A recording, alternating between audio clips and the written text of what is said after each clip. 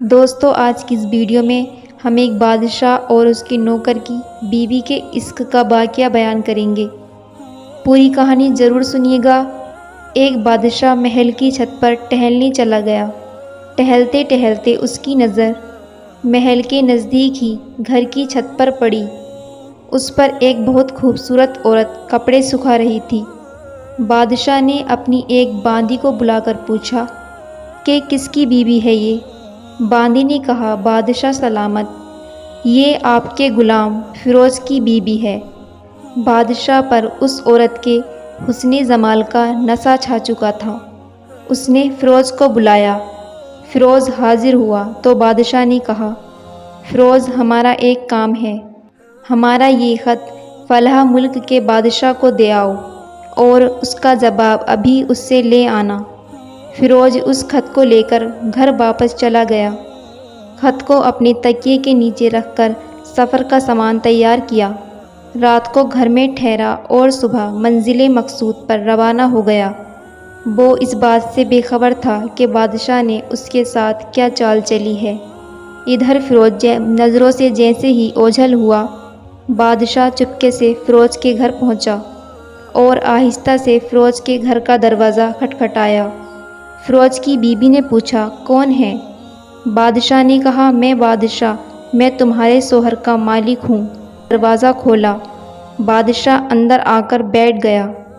فیروز کی بیوی نے حیران ہو کر کہا، آج بادشاہ سلامت ہمارے یہاں غریب خانے میں؟ بادشاہ نے کہا، ہاں، میں یہاں مہمان بن کر آیا ہوں۔ فیروز کی بیوی نے بادشاہ کا مطلب سمجھ کر کہا، میں اللہ کی پناہ چاہتی ہوں آپ کے اس طرح آنے سے، جس میں مجھے کوئی بھلائی نظر نہیں آ رہی ہے۔ بادشاہ نے غصے میں آ کر کہا، اے لڑکی، کیا کہہ رہی ہو تم؟ شاید تم مجھے نہیں پہچانتی، میں بادشاہ ہوں، تمہارے شوہر کا مالک ہوں۔ پھر اس کی بیوی نے کہا، بادشاہ سلامت، میں جانتی ہوں کہ آپ ہی بادشاہ ہیں، لیکن بڑے بزرگ کہہ گئے ہیں، شیر کو اگرچہ کتنی بھی تیز بھوک لگی ہو لیکن وہ مردار کھانا کھانا شروع نہیں کر دیتا، اور بادشاہ سلامت، تم اس کٹورے میں پانی پینے آ گئے ہو جس میں تمہارے کتے نے پانی پیا ہے۔ بادشاہ اس عورت کی باتوں سے بڑا شرمندہ ہوا اور اس کو چھوڑ کر واپس چلا گیا۔ یہ سب تو بادشاہ کی طرف سے ہوا۔ فیروز کو آدھے راستے میں یاد آیا کہ جو خط بادشاہ نے اسے دیا تھا وہ تو گھر پر ہی چھوڑ آیا ہے۔ اس نے گھوڑے کو تیزی سے واپس موڑا اور اپنے گھر کی طرف لپکا۔ فیروز اپنے گھر پہنچا تو تکیے کے نیچے سے خط نکالتے وقت اس کی نظر پلنگ کے نیچے پڑے بادشاہ کے چپل پر پڑی، جو وہ جلدی میں بھول گیا تھا۔ فیروز کا سر چکرا کر رہ گیا۔ وہ سمجھ گیا کہ بادشاہ نے اس کو سفر پر اسی لیے بھیجا تھا تاکہ وہ اپنا مطلب پورا کر سکے۔ فیروز کسی کو کچھ بتائے بغیر چپ چاپ گھر سے نکلا۔ خط لے کر وہ چل پڑا اور کام ختم کرنے کے بعد بادشاہ کے پاس واپس آیا تو بادشاہ نے انعام کے طور پر اسے 100 دینار دیے۔ فیروز دینار لے کر بازار گیا، عورتوں کے استعمال کے قیمتی کپڑے اور کچھ تحفے بھی خریدے۔ گھر پہنچ کر بیوی کو سلام کیا اور کہا، چلو تمہارے میکے چلتے ہیں۔ بیوی نے پوچھا، یہ کیا ہے؟ کہا، بادشاہ نے انعام دیا ہے اور میں چاہتا ہوں کہ یہ پہن کر اپنے گھر والوں کو بھی دکھاؤ۔ بیوی نے کہا، جیسا آپ چاہتے ہیں۔ بیوی تیار ہوئی اور اپنے والدین کے گھر اپنے شوہر کے ساتھ روانہ ہوئی۔ داماد اور بیٹی اور ان کے لائے گئے تحفوں کو دیکھ کر وہ لوگ بہت خوش ہوئے۔ فیروز بیوی کو چھوڑ کر واپس آ گیا اور 1 مہینہ گزر جانے کے باوجود بھی بیوی کا حال تک نہ پوچھا اور نہ اس کو واپس بلایا۔ پھر کچھ دن بعد اس کے سالے اس سے ملنے آئے اور اس سے پوچھا، فیروز، آپ ہمیں ہماری بہن سے غصے ناراضگی کی وجہ بتائیے یا پھر ہم آپ کو قاضی کے سامنے پیش کریں گے۔ اس نے کہا، اگر تم چاہو تو کر لو، لیکن میرے ذمے اس کا کوئی ایسا حق نہیں جو میں نے ادا نہ کیا ہو۔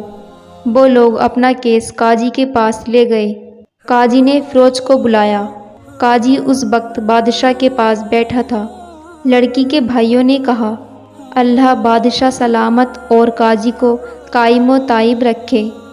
قاضی صاحب، ہم نے ایک ہرا بھرا باغ، درخت پھلوں سے بھرے ہوئے اور ساتھ میں میٹھے پانی کا کنواں اس شخص کے حوالے میں دیا تھا۔ اس شخص نے ہمارا باغ اجاڑ دیا، سارے پھل کھا لیے، درخت کاٹ دیے اور کنویں کو خراب کر کے بند کر دیا۔ قاضی نے فیروز کی طرف متوجہ ہو کر پوچھا، ہاں تو لڑکے، تم کیا کہتے ہو اس بارے میں؟ فیروز نے کہا، قاضی صاحب، جو باغ مجھے دیا گیا تھا وہ اس سے بہتر حالت میں نے انہیں واپس کر دیا ہے۔ قاضی نے پوچھا، کیا باغ اس نے تمہارے حوالے ویسی ہی حالت میں واپس کیا ہے جیسے پہلے تھا؟ انہوں نے کہا، ہاں ویسی ہی حالت میں واپس کیا ہے، لیکن ہم اس کے باغ واپس کرنے کی وجہ جاننا چاہتے ہیں۔ قاضی بولا، ہاں فیروز، تم کیا کہنا چاہتے ہو اس بارے میں؟ فیروز نے کہا، قاضی صاحب، میں نے باغ کسی بغض یا نفرت کی وجہ سے نہیں چھوڑا، بلکہ اس لیے چھوڑا کہ ایک دن میں باغ میں آیا تو اس میں نے شیر کے پنجوں کے نشان دیکھے، تو مجھے خوف ہوا کہ شیر کہیں مجھے کھا نہ جائے، اس لیے شیر سے بچنے کی وجہ سے میں نے باغ میں جانا بند کر دیا۔ بادشاہ ٹیک لگا کر یہ سب کچھ سن رہا تھا، اٹھ کر بیٹھ گیا اور کہا، فیروز، اپنے باغ کی طرف امن اور سلامتی سے جاؤ اور نہ ڈرو، اللہ کی قسم، اس میں کوئی شک نہیں کہ شیر تمہارے باغ میں آیا تھا، لیکن وہ وہاں پر نہ تو کوئی اثر چھوڑ سکا، نہ کوئی پتا توڑ سکا اور نہ ہی کوئی پھل کھا سکا۔ وہ وہاں تھوڑی دیر ٹھہرا اور مایوس ہو کر لوٹ گیا، اور اللہ کی قسم، میں نے کبھی بھی تمہارے باغ کے قریب لگے مضبوط دیواروں جیسی دیوار نہیں دیکھی۔ فیروز اپنے گھر لوٹ آیا اور اپنی بیوی کو بھی واپس لے لیا۔ فیروز، اس کے سالوں اور بادشاہ کی عقل مندی تھی کہ انہوں نے سب ماجرا ہی مثالوں سے سلجھا لیا، اور نہ تو قاضی کو پتہ چل سکا، نہ درباریوں کو پتہ چل سکا، اور نہ کسی اور کو، کہ آخر ماجرا کیا ہے، یہ کس بارے میں بات کر رہے ہیں۔ کیا خوب بہتر ہے اپنے اہل و عیال کے راز چھپانا تاکہ لوگوں کو پتہ نہ چل سکے، اپنے گھروں کے بھید کسی پر ظاہر نہ ہونے دیا کریں۔ ہم امید کرتے ہیں کہ آج کی ویڈیو آپ کو پسند ضرور آئی ہوگی۔ ویڈیو پسند آنے کی صورت میں ویڈیو کو لائک کرنے کے ساتھ ساتھ اپنے دوستوں کے ساتھ بھی شیئر کیجیے گا۔ اللہ حافظ۔